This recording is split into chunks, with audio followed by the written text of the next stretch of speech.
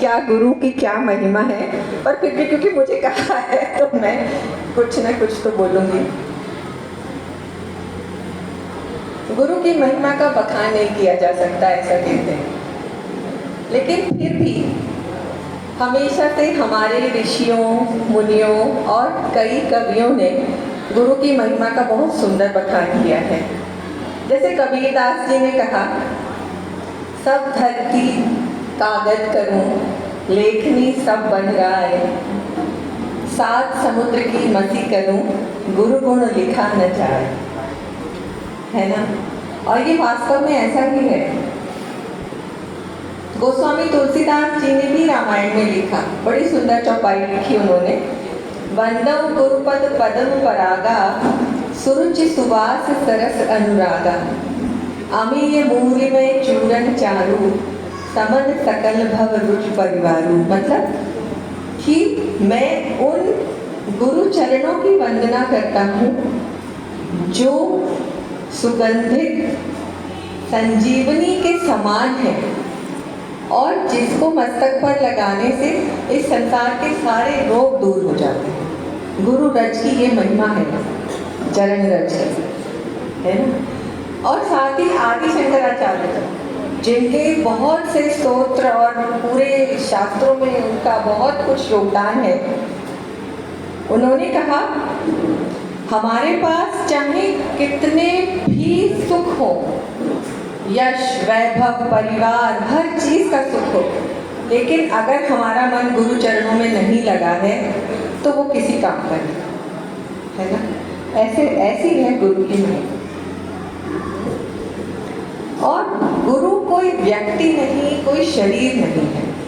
अगर हम ऐसा मानते हैं, गुरु तत्व है, गुरु सत्व है, गुरु भक्ति है, गुरु शक्ति है, गुरु प्रेम है, गुरु विश्वास है, गुरु सम्मान है, गुरु करुणा है, गुरु दया है, और क्या क्या शब्दों से गुरु की महिमा मंडन किया जाए समझ नहीं आता, है ना? और गुरु कृपा का अनुभव अगर किसी को करना हो तो आप ये देखें कि मेरे जीवन में कितने सुखों का आविर्भाव हुआ है। सबके जीवन में जब से हमने होश संभाला, सुख बढ़ते ही गए, है ना? पर हमारा स्वभाव क्या है? अगर 100 में से 20 चीजें ऐसी हो गई जो हमारे मन की नहीं थी तो हम शिकायत करने बैठ जाते हैं, है ना? वो 80 को हम छोड़ देते हैं, उन्हें काउंट ही नहीं करते, है ना? तो गुरु की महिमा बहुत ही अनुभव करने योग्य है। और दूसरी बात है कि अगर हम ये देखें कि हमारे जीवन में और हमने क्या क्या हासिल किया, वो भी सब कुछ कहीं ना कहीं गुरु का योगदान ही है। बचपन से लेके जब से हमने जन्म लिया, हमारे माता पिता, हमारे गुरुजन, सबका कुछ ना कुछ योगदान है। उसके बाद हम आते हैं कि सुख आविर्भाव कितना हुआ, दुख क्षय कितना हुआ, कितने दुखों में कमी आई, और हमारी प्रतिभाओं में संवर्धन हुआ, सर्व संवर्धन, ये भी गुरु कृपा से ही होता है। समृद्धि कितनी बढ़ी, ये भी गुरु कृपा से ही होता है ना?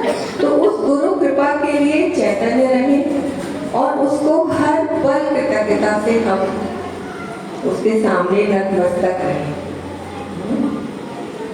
और गुरु के चरणों में, गुरु कहते हैं, तैयार बैठे,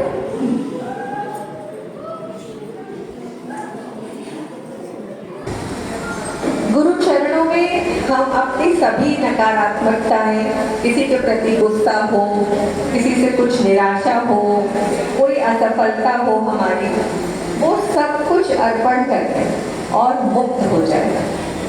मुक्त, जब हम अर्पण कर देंगे, मुक्त हो जाएंगे तो हम हल्के हो जाएंगे। हल्के हो जाएंगे तो फूल की भांति खिल जाएंगे, है ना। और फिर एक वो मुस्कुराहट हमारे चेहरों पर आ जाएगी जो हमसे कोई नहीं छीन सकता। वो कहते हैं कि मुस्कुराहट को इतना सस्ता बना दो कि तुम्हें उसे लुटाने में कोई फिक्र ही ना हो, और गुस्से को बेशकीमती बना दो और तिजोरी में बंद कर दो कि अगर किसी को कभी देना भी पड़ जाए तो दर्द हो। और एक और जो एक टिप है ये कि जीवन में प्रगति के लिए सत्संग करते रहे। वो तो आप सब लोग बहुत अच्छे से करते हैं। सत्संग क्या है?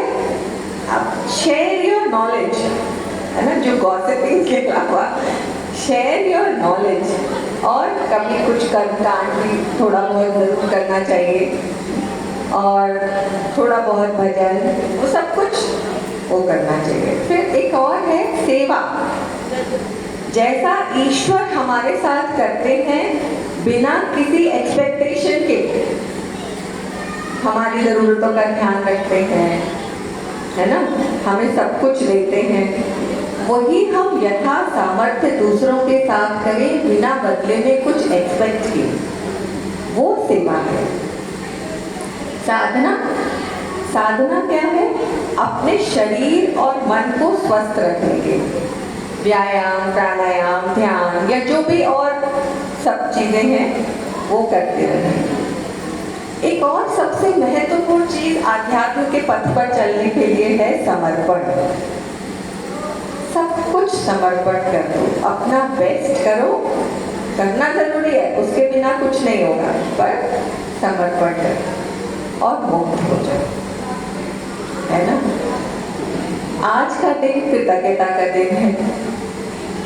उन सभी के लिए बहुत बहुत कृतज्ञता का भाव रखें अपने मन में और जरूर से प्रस्तुत करें। एक वो कहावत है ना इंग्लिश में, if you love somebody show it. अगर हम कुछ भी भाव हमारे मन में है, गुरुजी कहते हैं कि हम में से 90% लोग बिना अपने मन के भाव को प्रकट किए चले जाते हैं। मन के भावों को प्रकट करना बहुत जरूरी है ना। तो बस इन्हीं शब्दों के साथ आप सबको बहुत बहुत पर्युषण पर्व की शुभकामनाएं, बधाइयाँ एंड जय जय।